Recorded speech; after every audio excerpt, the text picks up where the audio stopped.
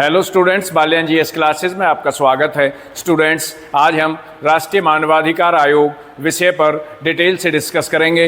राष्ट्रीय मानवाधिकार आयोग का गठन कब हुआ, राष्ट्रीय मानवाधिकार आयोग में कितने सदस्य हैं तथा उन सदस्यों की नियुक्ति किसके द्वारा की जाती है, राष्ट्रीय मानवाधिकार आयोग के सदस्यों का कार्यकाल कितना है तथा उनकी योग्यताएं क्या हैं और उन्हें पद से किस तरह से हटाया जाता है। आज की क्लास में हम इन सारी बातों पर डिटेल से डिस्कस करेंगे। तो आइए डिस्कस करते हैं। सबसे पहले तो मैं आपको यह बता देना चाहता हूं कि राष्ट्रीय मानवाधिकार आयोग क्या है।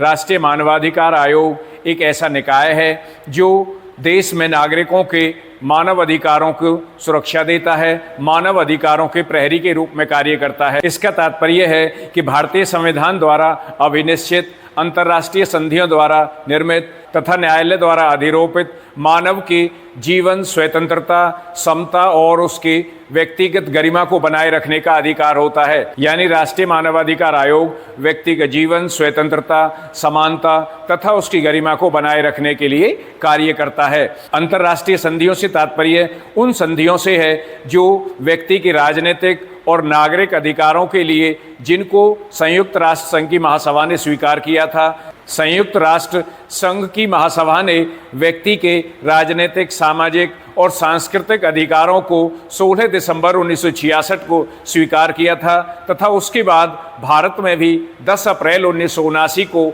इन अधिकारों की पुष्टि की थी, इन अधिकारों को स्वीकार किया गया था। और फिर भारत में राष्ट्रीय मानवाधिकार आयोग का गठन पेरिस सिद्धांतों के अनुरूप किया गया था। अक्टूबर 1991 में पेरिस में मानवाधिकारों के संरक्षण और संवर्धन के लिए राष्ट्रीय संस्थाओं की भूमिका के विषय में एक अंतर्राष्ट्रीय कार्यशाला का आयोजन किया गया था तथा उसी के आधार पर ही भारत में मानवाधिकार संरक्षण अधिनियम 1993 भारतीय संसद ने पास किया। उसी मानवाधिकार संरक्षण अधिनियम के आधार पर ही भारत में 12 अक्टूबर 1993 को राष्ट्रीय मानवाधिकार आयोग का गठन किया गया था। राष्ट्रीय मानवाधिकार आयोग, जिसे इंग्लिश में नेशनल ह्यूमन राइट्स कमीशन कहते हैं और शॉर्ट फॉर्म में इसे NHRC भी कहा जा सकता है। NHRC का गठन कब हुआ, तो यह मैंने आपको पहले ही बता दिया है कि इसका गठन 12 अक्टूबर 1993 को हुआ था। 12 अक्टूबर 1993 को हुआ था और यह एक सांविधिक संस्था है। यह एक सांविधिक संस्था है, यानी यह एक सांविधिक संस्था है और सांविधिक से तात्पर्य है स्टैट्यूटरी, यानी यह एक स्टैट्यूटरी संस्था है जिसका गठन भारत की संसद ने एक अधिनियम पारित करके किया था और उस अधिनियम का नाम क्या है, मानवाधिकार संरक्षण अधिनियम 1993। उसको मानवाधिकार संरक्षण अधिनियम 1993 कहते हैं, जिसको संसद ने पारित किया था और फिर उसी के आधार पर 12 अक्टूबर 1993 को राष्ट्रीय मानवाधिकार आयोग का गठन किया गया था। तो यहाँ पर मैं आपको पुनः बता दूं कि राष्ट्रीय मानवाधिकार आयोग कोई संवैधानिक संस्था नहीं है, यह नॉन कॉन्स्टिट्यूशनल बॉडी है, यानी इसका जिक्र भारतीय संविधान में नहीं किया गया है। यहाँ पर मैं आपको यह भी बता दूं कि संवैधानिक संस्था से तात्पर्य वह संस्था होती है जिसका उल्लेख भारतीय संविधान में किया गया है और गैर संवैधानिक संस्था वह संस्था होती है जिसका उल्लेख भारतीय संविधान में नहीं किया गया है। इस तरह से हम ये कह सकते हैं कि राष्ट्रीय मानवाधिकार आयोग एक गैर संवैधानिक संस्था है, इसलिए इसे सांविधिक संस्था कहते हैं, स्टैट्यूटरी बॉडी कहते हैं। स्टैट्यूटरी बॉडी क्या होती है, जिसका गठन संसद में एक अधिनियम पारित करके किया गया हो, उसे सांविधिक या स्टैट्यूटरी बॉडी कहा जाता है। इसके बाद NHRC की स्थापना के मुख्य उद्देश्य, NHRC की स्थापना के मुख्य उद्देश्य क्या हैं, यानी राष्ट्रीय मानवाधिकार आयोग की स्थापना क्यों की गई थी, तो यहाँ पर हम उसके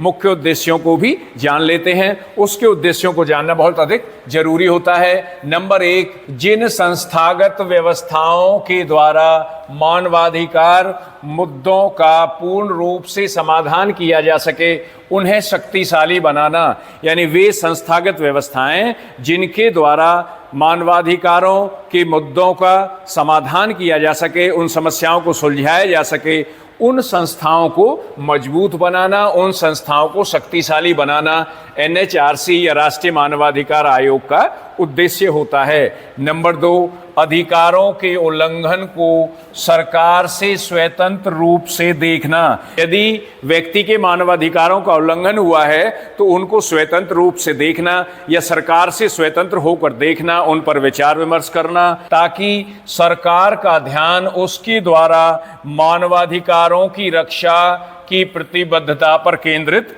किया जा सके। इसका तात्पर्य है कि सरकार का ध्यान मानव अधिकारों की रक्षा पर केंद्रित किया जा सके। मानव अधिकारों की रक्षा के लिए सरकार प्रतिबद्ध है, तो सरकार की प्रतिबद्धता पर ध्यान केंद्रित किया जा सके। इसके बाद नंबर तीन, मानवाधिकारों की रक्षा की दिशा में किए गए, यानी मानवाधिकारों की रक्षा की दिशा में किए गए प्रयासों को पूर्ण सशक्त बनाना। मानव अधिकारों की रक्षा की दिशा में जो प्रयास किए गए हैं, उन प्रयासों को पूरी तरह से सशक्त बनाना, मजबूत बनाना, शक्तिशाली बनाना। इसका तात्पर्य है कि मानव अधिकारों की रक्षा करना, यानी मानव अधिकारों की रक्षा की दिशा में जो कदम उठाए जाते हैं, उन कदमों को मजबूत बनाना, शक्तिशाली बनाना।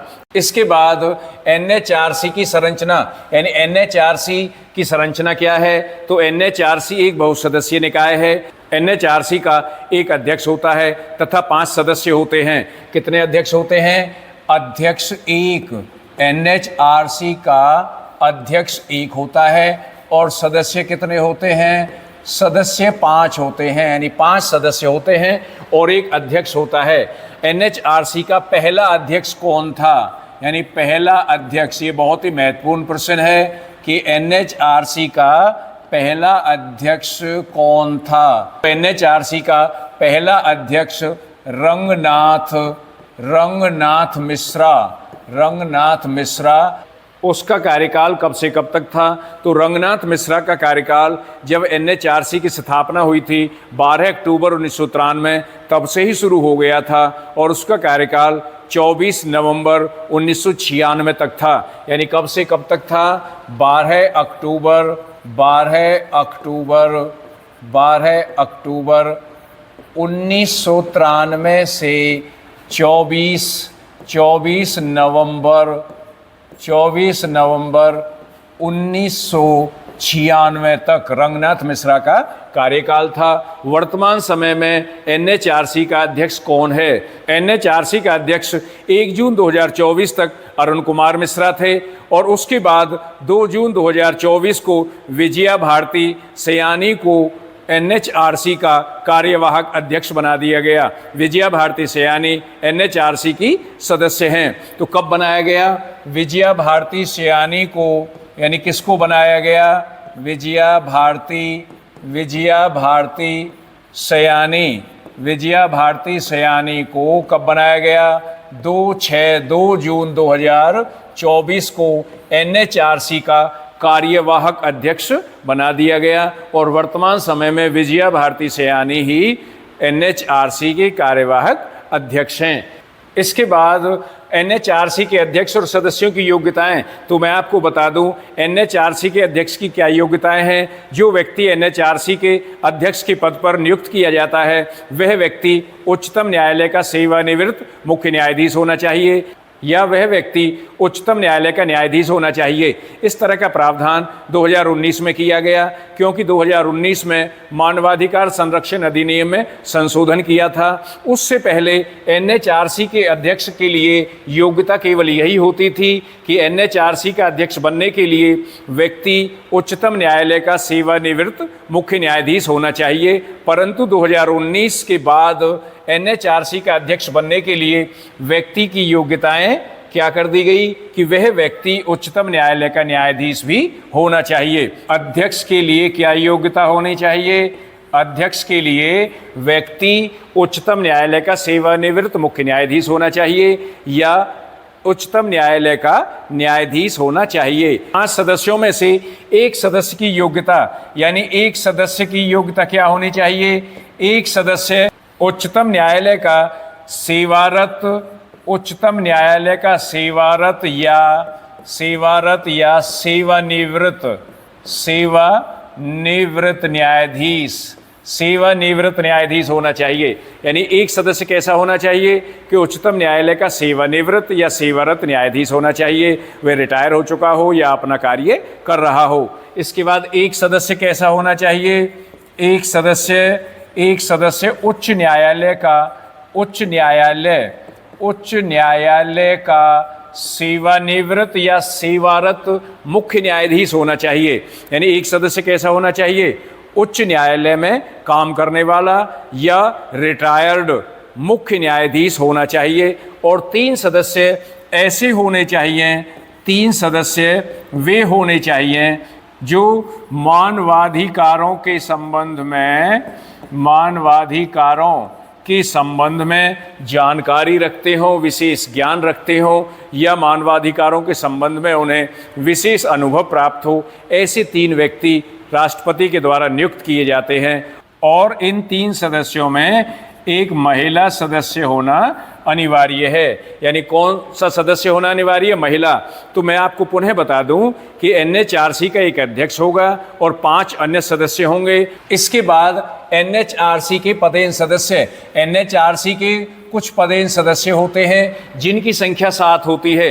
पदेन सदस्य क्या होते हैं, जो किसी राष्ट्रीय आयोग के अध्यक्ष होते हैं, वे NHRC के पदेन सदस्य होते हैं। इसको इंग्लिश में एक्स ऑफिसियो कहा जाता है। एक्स ऑफिसियो का तात्पर्य होता है बाय द वर्च्यू ऑफ, यानी जो व्यक्ति किसी राष्ट्रीय आयोग का अध्यक्ष होगा वह व्यक्ति ही NHRC का पदेन सदस्य होगा। तो वे कौन कौन से आयोग हैं उनको हम यहाँ एक एक करके देखते हैं। नंबर 1 राष्ट्रीय अल्पसंख्यक आयोग, नंबर 2 राष्ट्रीय अनुसूचित जाति आयोग, नंबर 3 राष्ट्रीय अनुसूचित जनजाति आयोग, नंबर 4 राष्ट्रीय महिला आयोग, नंबर 5 राष्ट्रीय पिछड़ा वर्ग आयोग, नंबर 6 राष्ट्रीय बाल अधिकार सुरक्षा आयोग, नंबर 7 राष्ट्रीय दिव्यांगजन आयोग। इन 7 आयोगों के जो अध्यक्ष होंगे वे NHRC यानी राष्ट्रीय मानवाधिकार आयोग के पदेन सदस्य होंगे।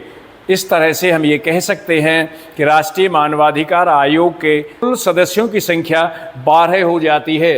यानी पूर्णकालिक सदस्य कितने हैं, पूर्णकालिक सदस्यों की संख्या 5। पूर्णकालिक सदस्य कितने हैं, पूर्णकालिक सदस्य 5। और पदेन सदस्य कितने हैं, पदेन सदस्य 7। पदेन सदस्य 7। तो इस तरह हम कह सकते हैं 5 और 7 राष्ट्रीय मानवाधिकार आयोग के सदस्यों की संख्या 12 है। और यदि हम कहें अध्यक्ष सहित राष्ट्रीय मानवाधिकार आयोग के सदस्यों की संख्या कितनी है, तो अध्यक्ष सहित एक अध्यक्ष हो गया और 12 सदस्य, यानी कुल मिलाकर 13 व्यक्ति राष्ट्रीय मानवाधिकार आयोग में हैं।